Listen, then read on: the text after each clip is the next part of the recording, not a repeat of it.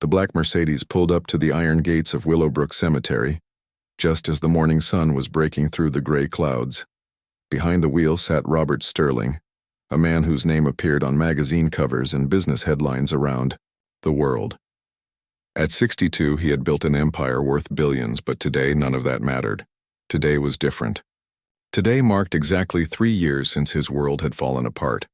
Robert stepped out of his car, adjusting his expensive suit jacket against the cool morning breeze. In his hands, he carried a bouquet of white roses, the same flowers he had brought every month for the past 3 years.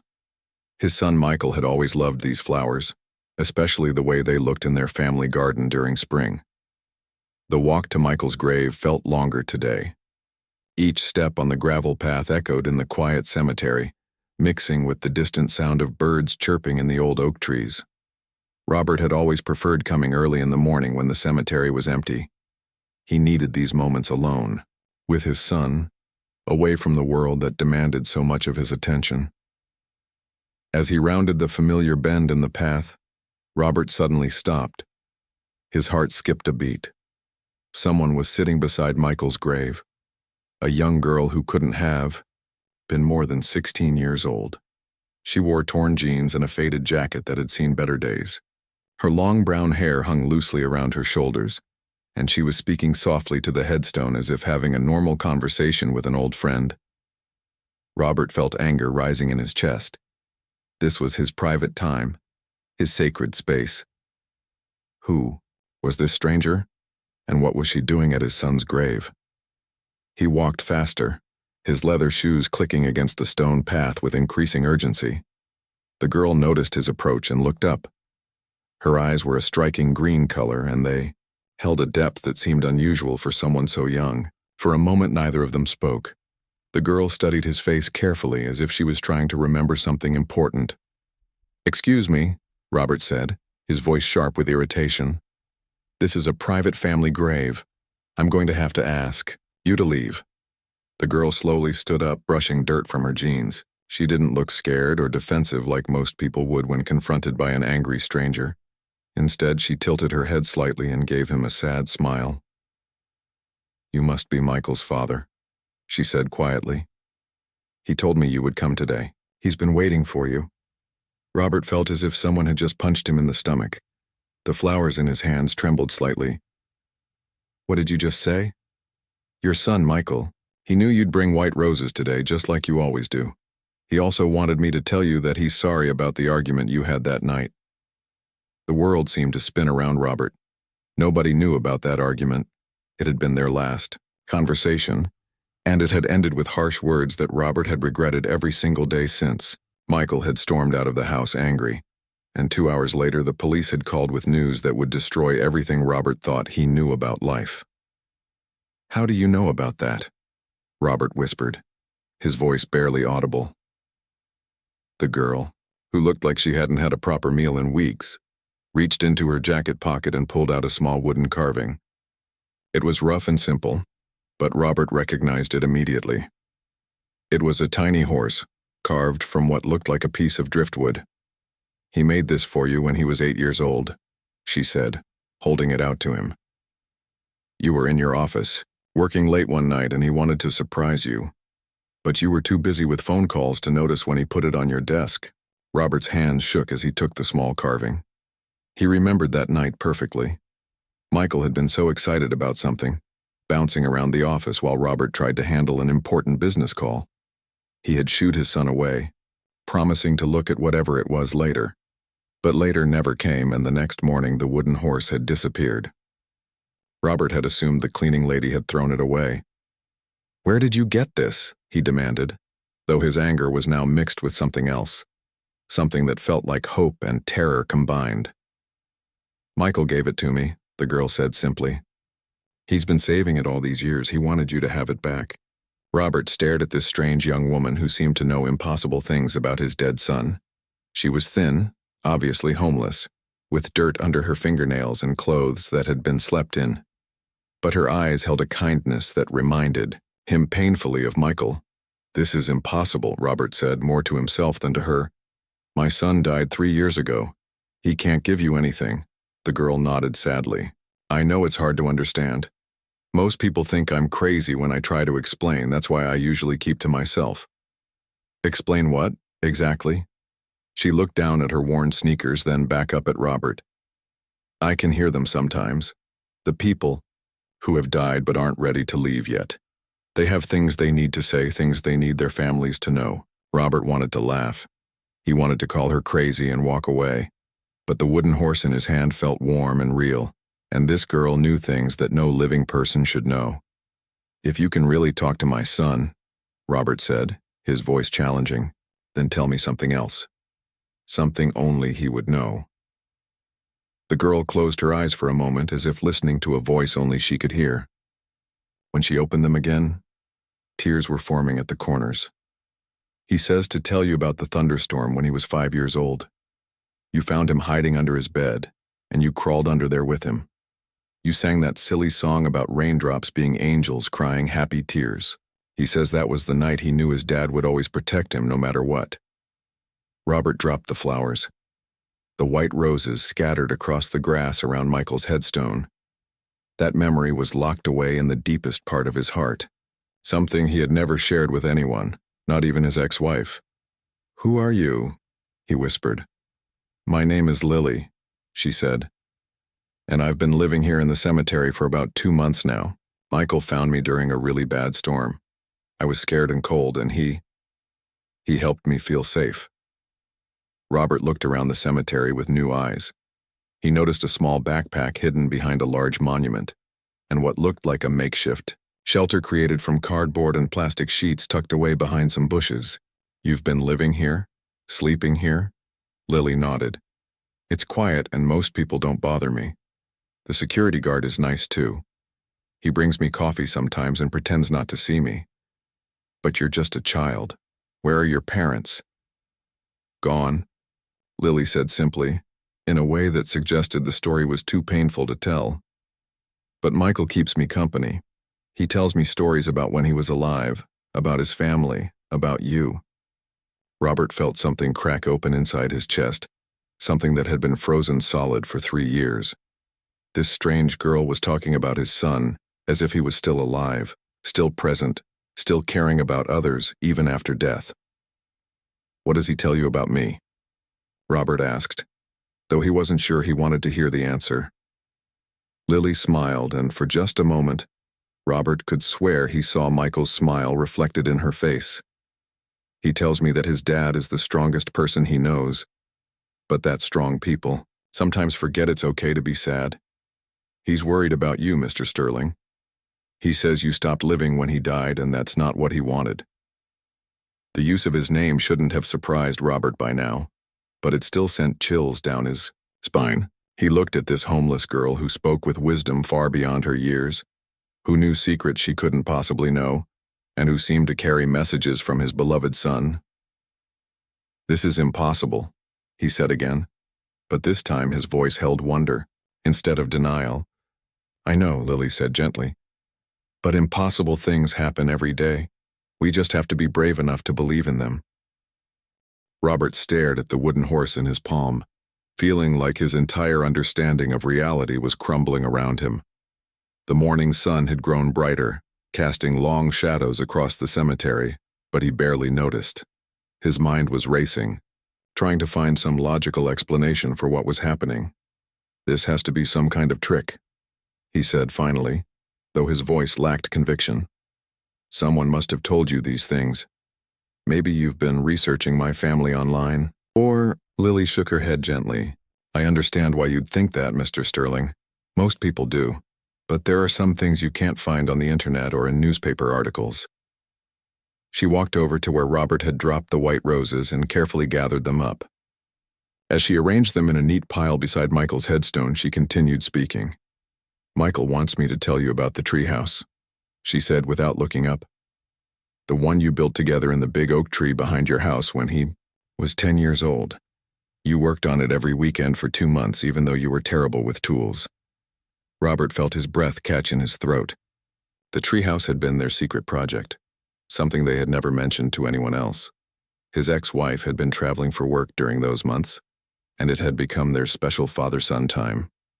You hammered your thumb so many times that Michael started keeping a first aid kit in his backpack. Lily continued, now standing and brushing dirt from her knees. And when you finally finished it, you both sat up there eating peanut butter sandwiches and talking about his dreams of becoming a musician. Stop, Robert whispered, but Lily wasn't finished. He also wants you to know about the night he came home from college for Christmas, 2 years before the accident. You had a fight about his grades, and he stormed off to his room. But later, that night you knocked on his door and apologized. You told him you were proud of him no matter what and that you just wanted him to be happy. Robert's legs felt weak. He sat down heavily on a nearby bench, staring at this strange girl who seemed to know every private moment he had shared with his son. The fight she was describing had happened in their house, late at night, with no witnesses. There was no way she could know about it unless— "How is this possible?" he asked, his voice barely above a whisper. Lily sat down on the grass in front of the bench, crossing her legs like a child at story time. Despite her mature way of speaking, Robert was reminded that she was still just a teenager, probably no older than Michael had been when he first left for college. "I don't really understand it myself," she said honestly. "It started when I was little, maybe 6 or 7 years old. I would hear voices that other people couldn't hear, see people that others couldn't see. My parents thought I had imaginary friends at first." She picked up a fallen leaf and twirled it between her fingers as she spoke. "But then I started telling my mom things about her grandmother, who had died before I was born, things that were too specific, too personal to be coincidences. That's when my parents realized something unusual was happening." "What happened to your parents?" Robert asked, though he sensed the answer would be painful. "House fire when I was 8, Lily said simply. "I was at a sleepover that night. By the time I got home the next morning, everything was gone." Robert felt a stab of sympathy for this girl who had lost so much at such a young age. "And after that?" "Foster homes," Lily said with a shrug that tried to appear casual, but didn't quite hide the hurt in her eyes. "Some were okay, but most families didn't know what to do with a kid who claimed to talk to dead people. They thought I was disturbed, or lying for attention, or possessed by demons." She let the leaf flutter away in the breeze. "I learned to keep quiet about what I could hear and see, but it never went away. The voices just got stronger as I got older." Robert found himself leaning forward, drawn into her story despite his skepticism. "So you ran away?" "From the last foster home, yes. The father there." Lily's voice trailed off, and Robert didn't need her to finish the sentence. The pain in her expression told him everything he needed to know. "I've been on my own for about 6 months now," she continued, "moving from place to place trying to stay safe. I ended up here during a really bad storm about 2 months ago. I was scared and soaking wet, hiding under that big monument over there." She pointed to a large marble angel statue about 50 feet away. "That's when I first heard Michael's voice. He was worried about me, wanted to make sure I was okay. He's been talking to me ever since." Robert struggled to process what he was hearing. Part of him wanted to dismiss this as the fantasy of a traumatized, homeless teenager. But the details she knew, the specific memories she had shared, there was no rational explanation for any of it. "If my son really is talking to you," Robert said carefully, "then ask him something for me, something that will prove this is real." Lily nodded and closed her eyes. Robert watched her face, looking for any sign that she was pretending or making things up. But she seemed genuinely focused, as if listening intently to a conversation only she could hear. After a few moments, she opened her eyes and looked directly at Robert. "He says to tell you about the letter." "What letter?" "The one you wrote to him after the accident but never sent. You keep it in the top drawer of your desk at home, underneath some old business papers. You wrote it 2 days after the funeral, when you couldn't sleep." Robert's heart began pounding so hard he could hear it in his ears. The letter was something he had never told anyone about. Not his ex-wife, not his therapist, not even his closest friends. It was 4 pages of everything he wished he had said to Michael while he was alive. All the apologies and expressions of love that had come too late. What does the letter say? Robert asked, his voice shaking. Lily's eyes filled with tears. It says you're sorry for all the times you chose work over family dinners. You're sorry for missing his school concerts because of business meetings.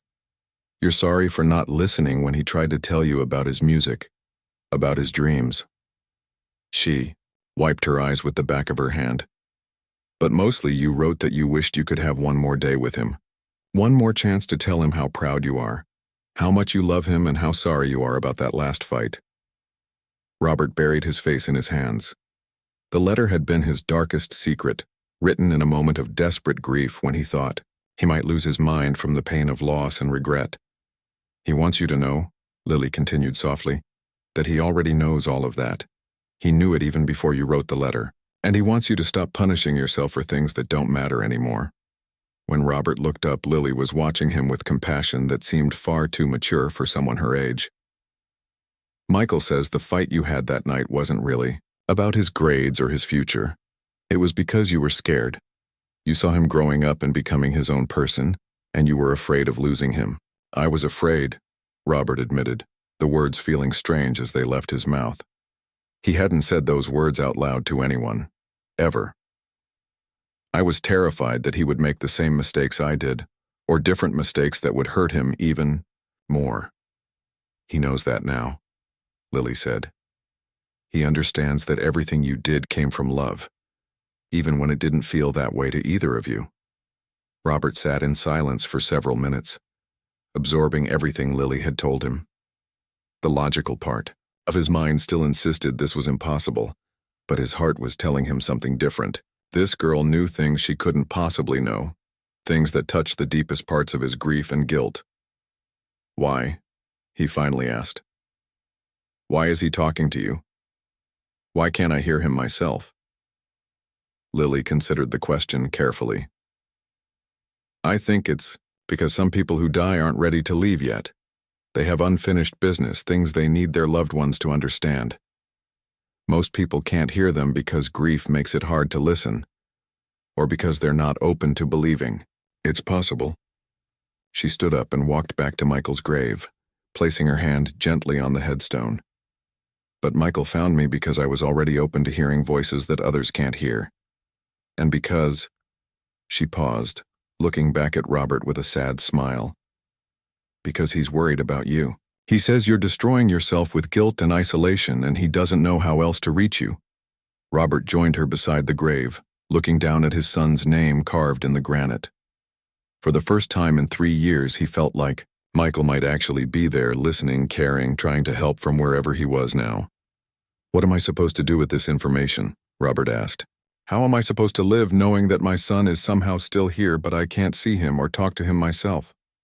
Lily looked up at him with those wise, green eyes. Maybe that's the wrong question, Mr. Sterling. Maybe the question isn't how you're supposed to live with this knowledge, but how you're supposed to live for Michael and for yourself. Robert stood there in the morning sun, feeling like he was living in 2 different worlds at the same time. In one world, he was a successful businessman who dealt with facts, numbers, and logical decisions. In the other world, he was a grieving father talking to a homeless teenager who claimed to speak with his dead son. The scary part was that the second world was starting to feel more real than the first. I need to understand something, Robert said, looking at Lily with new curiosity, rather than suspicion. If you can really hear Michael, and if this has been happening to you since you were a child, then there must be others. Other people who have died but are still around. Lily nodded, sitting back down on the grass. There are. Not everyone, and not all the time. But some people who die suddenly or with unfinished business or who are worried about the people they left behind, sometimes they stay close for a while. How many can you hear right now? Lily looked around the cemetery, her eyes scanning the rows of headstones and monuments. 3, she said quietly. There's an older woman by that rose bush over there. She died 2 weeks ago and she's waiting for her daughter to visit so she can say goodbye properly. There's a young man near the fountain who died in a motorcycle accident. He keeps asking me to tell his girlfriend that the ring is hidden in his guitar case. She pointed to different areas of the cemetery as she spoke, and Robert found himself following her gaze, wondering if he would see something if he looked hard enough. And then there's Michael, Lily continued. He's different from the others, stronger somehow, more present. I think it's because his connection to this world is stronger. He has more reason to stay. What reason? Robert asked, though he suspected he already knew the answer. You, Lily said simply. He's worried about what's happening to your life. He says you've stopped caring about everything that used to matter to you. Your business, your friends, even your own health. Robert felt uncomfortable hearing this truth spoken out loud. Since Michael's death, he had indeed let many things slide. He worked obsessively, barely ate, rarely slept well, and had pushed away most of the people who used to be important to him. Michael says you haven't spoken to your ex-wife Diana in over a year, Lily continued. But she's been calling you, trying to reach out. She's grieving too, and she needs to talk to someone who loved Michael as much as she did. The mention of Diana's name hit Robert like a physical blow. His ex-wife had indeed been trying to contact him, but he had ignored her calls and messages. Talking to her meant confronting their shared loss, and he hadn't felt strong enough for that conversation. How do you know Diana's name? Robert asked. I never mentioned her. Michael talks about her a lot. He says you two got divorced because you both handled stress differently, but that you never stopped caring about each other. He's sad that his death has made you both so lonely when you could be helping each other heal. Robert sat down heavily on the bench again. The accuracy of Lily's observations was becoming harder and harder to dismiss. His divorce from Diana hadn't been caused by lack of love, but by their different ways of coping with the pressures of his business success and their family life. What else does he tell you? Robert asked, not sure if he really wanted to know. Lily was quiet for a moment, as if listening to something only she could hear. When she spoke again, her voice was gentler, more careful. He's worried about your health, Mr. Sterling. He says you're not taking care of yourself. You're working 18-hour days, you barely eat real meals, and you're not sleeping enough.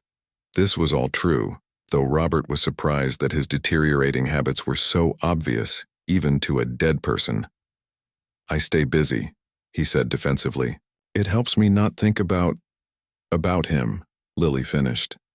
But Michael says that's not helping anyone. He says you're not honoring his memory by destroying yourself. You're just making his death count for nothing. The words stung because they felt true. Robert had thrown himself into work as a way to avoid dealing with his grief, but it hadn't made the pain go away. It had just made him numb to everything else in life.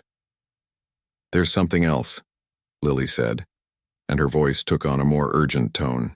Something Michael is really worried about. He keeps showing me pictures in my mind like a movie that hasn't happened yet. What kind of pictures? Lily closed her eyes, concentrating. I see you alone in your office late at night. You're having chest pains, but you ignore them because you think it's just stress. Then I see you collapsed on the floor and nobody finds you until the next morning. Robert felt a chill run down his spine. He had been having occasional chest pains lately, but he had attributed them to stress and too much coffee. When does this happen? Michael isn't sure about the timing, but he thinks it's soon, maybe within the next year or two. He says if you don't change how you're living, your body is going to give up on you. The prediction felt like a death sentence, but Robert realized it also felt plausible. He had been pushing his body to its limits, ignoring warning signs and avoiding doctor's appointments. If he continued on his current path, a heart attack seemed like a very real possibility. Why are you telling me this? Robert asked. If Michael can see the future, why doesn't he just tell me how to avoid it? Because it's not really about the future, Lily said, opening her eyes and looking directly at him. It's about the choices you're making right now. Michael says the future changes based on what you decide to do today, tomorrow, next week. She stood up and walked closer to the bench where Robert was sitting. He also says there's another possibility, a different future where you live a long, happy life surrounded by people who love you. But that future only happens if you start making different choices. What kind of choices? Stop isolating yourself. Call Diana and have that conversation you've both been avoiding. Reconnect with your old friends who have been trying to reach out to you. Take care of your health and— Lily paused, looking uncertain for the first time since they had been talking. And what? Michael says you should help me, Lily said quietly. Not just because I'm homeless and need help, but because helping me is part of your healing process. He says you have a chance to save someone, to make a difference in a way that honors his memory. Robert looked at this young girl who had been living in a cemetery for 2 months, surviving on her own with nothing but the clothes on her back and some supernatural gift that most people would never believe. The idea of helping her felt both overwhelming and strangely appealing. What kind of help are you talking about? He asked. I don't know, Lily admitted. Michael just says that our meeting today wasn't an accident. He says you need me as much as I need you, and that we're supposed to help each other. Robert thought about his empty house, his lonely evenings, his meaningless routine of work and grief. Then he thought about this girl sleeping outside in all weather, scrounging for food, with no one to care whether she lived or died. Where did you sleep last night? He asked. Lily pointed to the makeshift shelter behind the bushes. I have a little spot over there. It's not too bad when it's not raining. And what did you eat yesterday? The security guard brought me a sandwich around lunchtime, and I found some fruit that had fallen from the trees near the entrance. Robert felt a familiar stirring in his chest, the same protective instinct he had felt when Michael was young and needed his help. But this time, the feeling was mixed with something else: purpose. For the first time in 3 years, he felt like there was something meaningful he could do. What if I told you that you didn't have to live like this anymore, Robert said. What if I offered to help you get back on your feet, find you a safe place to stay, make sure you have enough to eat? Lily looked suspicious. Why would you do that?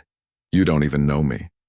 Because, Robert said, surprised by the certainty in his own voice, my son asked me to. And because for the first time since he died, I feel like I have a reason to do something good with my life. Lily studied his face carefully, as if trying to determine whether he was sincere or just feeling sorry for her. What would you want in return? I want you to help me understand what Michael is trying to tell me. I want you to help me figure out how to live again instead of just surviving. And maybe— Robert paused, not sure if he should voice his deepest hope. Maybe you can help me say goodbye to him properly when the time comes. Lily was quiet for a long moment, apparently listening to something Robert couldn't hear. Finally, she nodded. Michael says that's exactly what he was hoping for. He says this is how both of our lives can start getting better. 3 hours later, Robert found himself sitting in the lobby of the Grand Plaza Hotel, one of the finest establishments in the city, watching Lily nervously fidget with the sleeves of her worn jacket. The contrast between her shabby appearance and the marble floors and crystal chandeliers around them couldn't have been more obvious. I don't belong here, Lily whispered, her eyes darting around at the well-dressed guests and uniformed staff. People are staring at us. Robert looked around and realized she was right. Several guests were indeed glancing in their direction with curiosity and mild disapproval. He felt a surge of protective anger, the same feeling he used to get when other kids picked on Michael at school. You belong anywhere I say you belong, Robert said firmly, loud enough for some of the nearby guests to hear. And anyone who has a problem with that can talk to me directly. He walked up to the front desk, where a young clerk was trying very hard to look professional, despite his obvious discomfort with the situation. I need your finest suite for my daughter, Robert announced, placing his platinum credit card on the marble counter. She'll be staying indefinitely. The clerk's attitude changed instantly when he saw the name on the card. Of course, Mr. Sterling. We'll take excellent care of her. Will you be needing anything else? Perhaps some shopping assistance? Actually, yes, Robert said. I want you to send someone from the hotel's personal shopping service to get her a complete wardrobe, everything a 16-year-old girl would need. And I want them to do it today. Lily tugged on his sleeve. Mr. Sterling, this is too much. I can't accept all this. Robert looked down at her and saw something in her eyes that reminded him painfully of Michael, a mixture of gratitude and stubborn independence. We had a deal, remember? You help me figure out how to live again, and I help you get back on your feet. But a hotel suite? Shopping? This must cost thousands of dollars. Lily, Robert said gently, kneeling down so he was at her eye level. I have more money than I could spend in 10 lifetimes. Letting you sleep in a cemetery when I could easily help you have a safe place to stay, that would be wrong. That would go against everything Michael taught me about taking care of people. They rode the elevator up to the 20th floor. Lily seemed overwhelmed by the luxury surrounding her. The suite they entered was larger than most apartments, with floor-to-ceiling windows overlooking the city, elegant furniture, and a bathroom that was bigger than the shelter where Lily had been hiding. I've never stayed anywhere like this, she admitted, walking slowly through the rooms as if afraid to touch anything. I've barely even been inside buildings this nice.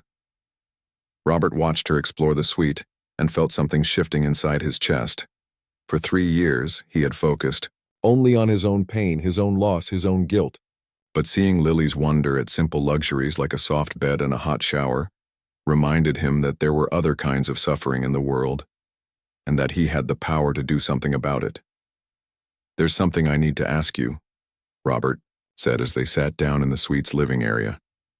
Michael told you that I should call my ex-wife Diana. That's going to be one of the hardest conversations of my life. Will you help me? Lily nodded seriously.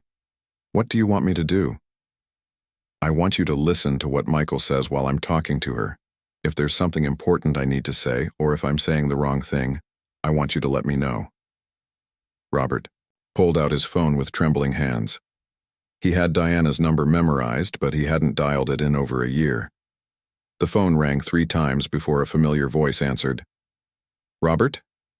Diana's voice was cautious, surprised. Is everything okay?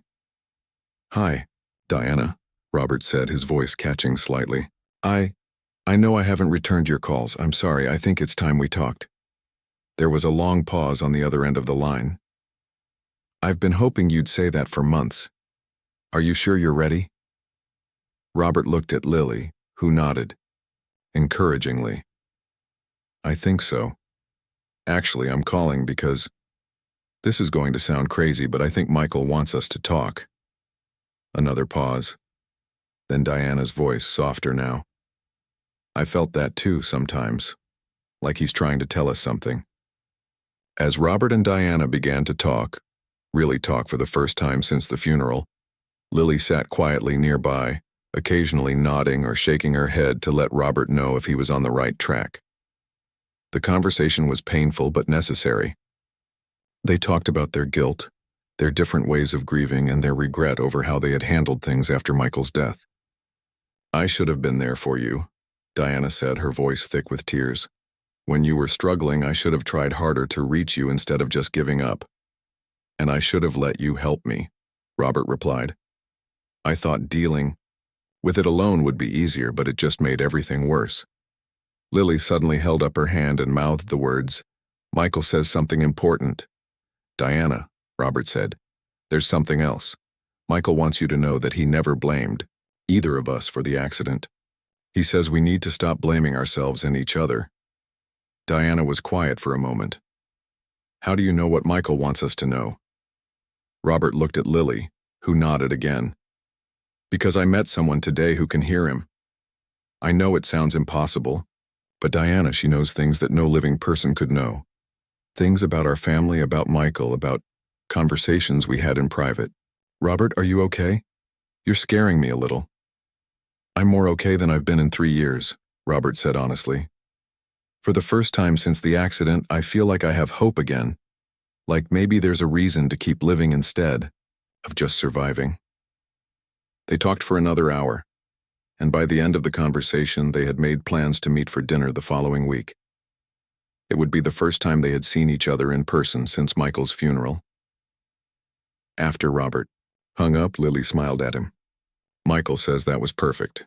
He's so happy that you and Diana are going to try to help each other heal. What else does he say? He says there's one more thing you need to do today. Something that's going to be even harder than calling Diana. Robert felt nervous. What's that? You need to call your doctor and schedule a complete physical exam. Michael says you've been ignoring warning signs for months, and if you don't take care of your health, nothing else we're doing will matter. Robert knew she was right. He had been putting off medical checkups, ignoring his chest pains, and pushing his body beyond its limits. "Okay," he said. "I'll call Dr. Patterson tomorrow." "Today," Lily said firmly. "Michael is very worried about this. He says today." While Robert made the appointment, Lily stood by the window looking out at the city below. When he finished the year call, she turned to him with a serious expression. "There's something I need to tell you about myself," she said. "Something that might change how you feel about helping me." "What is it?" "I'm not just homeless because of bad foster homes," Lily said quietly. "I ran away from the last place because when people find out about my ability to hear dead people, bad things happen.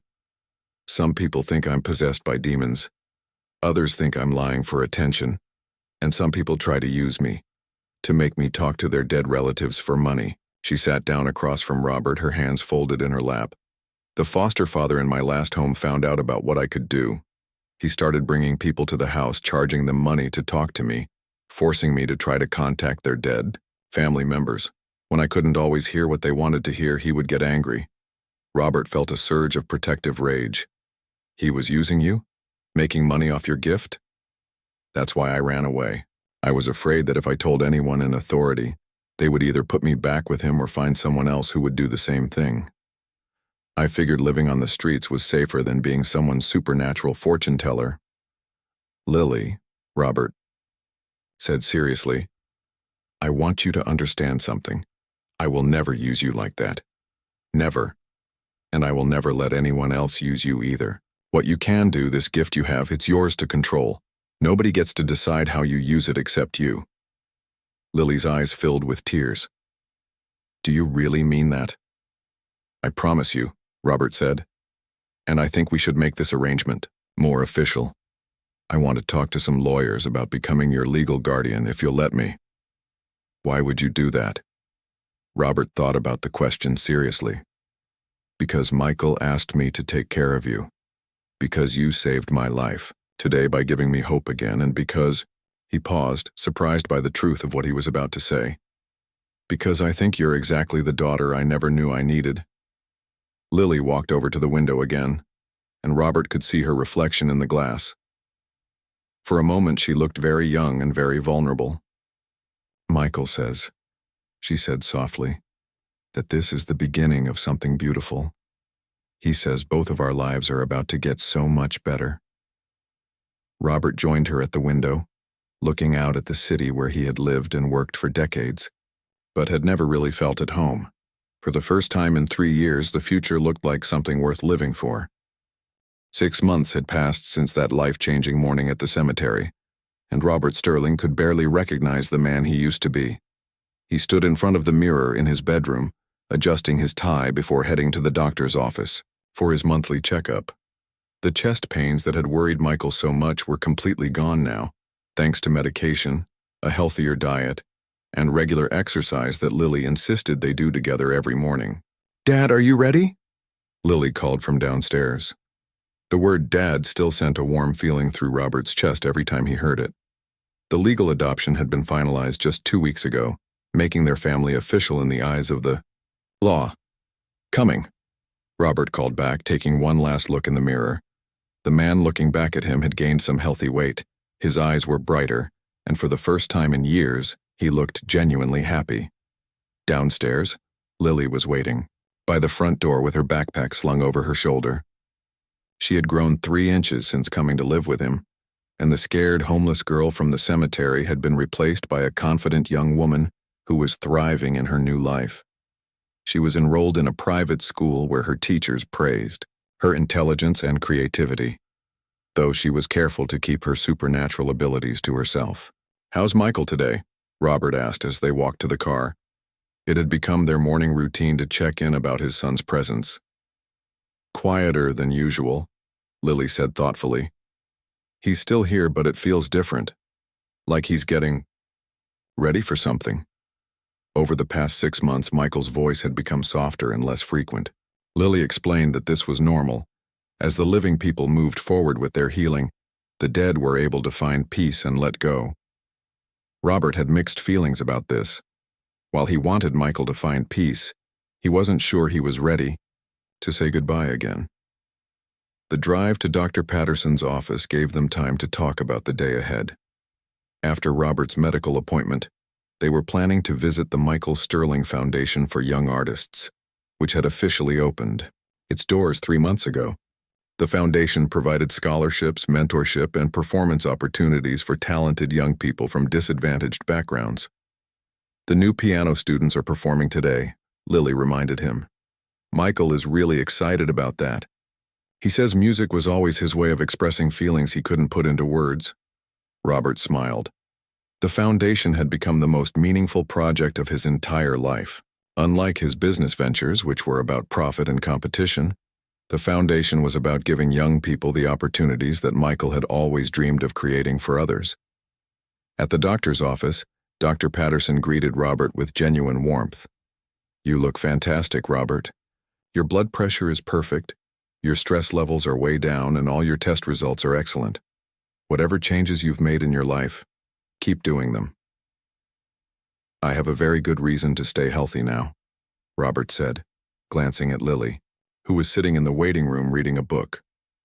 "I have someone depending on me." After leaving the doctor's office, they drove to the foundation building, a beautiful converted warehouse in the Arts District. As they walked through the entrance, Robert felt the same sense of pride and purpose he experienced every time he visited this place. The piano recital was already underway when they arrived.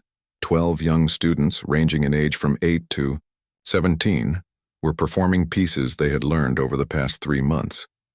Robert and Lily found seats in the back and listened as each child shared their musical gift with the small audience of family members and foundation staff. Lily suddenly grabbed Robert's arm. "Michael is here," she whispered. "He's standing right next to the piano, watching every performance.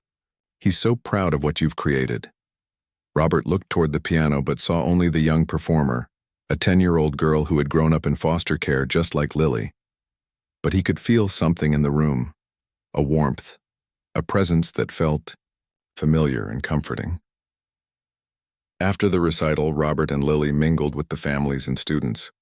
They met parents who were working multiple jobs to support their children's dreams, kids who practiced on keyboards made of cardboard because they couldn't afford real instruments, and teenagers who had never imagined they would have access to professional music instruction.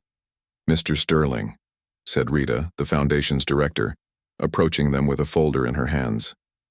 "I wanted to show you the latest application numbers. We've received over 500 requests for scholarships this quarter alone. Your foundation is changing lives." As they reviewed the applications, Robert was struck by how many of the stories reminded him of Lily's experience. Young people who had faced tremendous challenges but refused to give up on their dreams. Each scholarship they awarded felt like a way of honoring Michael's memory while creating something positive from their loss. On the drive home, Lily was unusually quiet. When Robert asked if everything was okay, she turned to him with tears in her eyes. "Michael wants to talk to you directly tonight," she said, "at the cemetery. He says it's time for his final message." Robert felt his heart clench with a mixture of anticipation and dread. He had known this moment would come eventually, but he didn't feel ready to say goodbye to his son again. That evening, they returned to Willowbrook Cemetery as the sun was setting. The same path that had brought them together 6 months ago now felt like a journey they had taken together through grief toward healing. When they reached Michael's grave, Lily immediately sat down on the grass and closed her eyes. "He's here," she said softly. "Stronger than he's been in weeks. He says he's been waiting for the right moment to say goodbye properly." "I don't know if I can do this," Robert admitted, sitting down beside her. "I'm not ready to lose him again." Lily opened her eyes and looked at him with the wisdom that had first surprised him 6 months ago. "Dad, you're not losing him. You're setting him free. And he's not really leaving. He's just changing from someone you can hear through me into someone you can feel in your heart whenever you think about him." She closed her eyes again and began to speak in a voice that somehow seemed to carry Michael's personality and mannerisms. Dad, I need you to know that these past 6 months have been exactly what I hoped for when I asked Lily to find you. You stopped just surviving and started really living again. Robert felt tears streaming down his face as he listened to his son's words coming through this remarkable young woman who had become his daughter. I'm so proud of the foundation, Dad. Every kid who gets a scholarship, every young artist who gets a chance to follow their dreams, that's my legacy continuing through your love. That's how I'm still alive in the world. Michael, I miss you. So much, Robert whispered. I know, Dad. But look at everything good that's happened since you let yourself start healing. You and Mom are friends again. You adopted Lily and gave her the family she needed. You're healthy and happy. You're helping other kids follow their dreams. That's not missing me. That's honoring me. Lily's voice continued carrying Michael's message. And Dad, Lily isn't just some random girl I sent to help you. She's meant to be your daughter. She needs you as much as you need her. You two are going to take care of each other for a long time. Robert looked at Lily, seeing not just the homeless girl he had met by chance, but the daughter who had helped him remember how to love and be loved. I have one last thing to tell you, Dad. The chest pains, the loneliness, the anger, all of that was just grief with nowhere to go. But now you've found a way to turn that grief into love and love into action. That's the secret to living a meaningful life after loss. Will I ever hear from you again? Robert asked. Not like this, came Michael's voice through Lily. But every time you help a young person follow their dreams, every time you and Lily laugh together, every time you choose love over fear, I'll be there. Not as a voice you can hear, but as a feeling you can trust. Lily opened her eyes and looked at Robert. He says it's time. He's ready to go now because he knows you're going to be okay. Robert felt a shift in the air around them, like a gentle breeze that carried away something that had been weighing him down for 3 years. For the first time since the accident, he felt truly at peace. Thank you, Michael, he said out loud. Thank you for bringing Lily to me. Thank you for not giving up on me. Thank you for showing me how to live again. They sat together in comfortable silence as the stars began to appear in the darkening sky. Finally, Lily spoke in her own voice. He's gone, Dad. Really gone this time. But he left something behind. What's that? Love, she said simply. More love than you know what to do with. And he wants you to keep sharing it with the world. As they walked back to the car, Robert realized that this wasn't really an ending. It was a new beginning. He had found a daughter, discovered his purpose, and learned that the best way to honor the dead was to live fully for the living. 6 months later, Robert and Lily stood together at the Foundation's first annual gala, watching as one of their scholarship recipients performed a song she had written about hope. In the audience, Diana applauded proudly. She had become an active supporter of the Foundation and a loving presence in their unusual but wonderful family. Do you ever miss hearing Michael? Robert asked Lily as they watched the performance.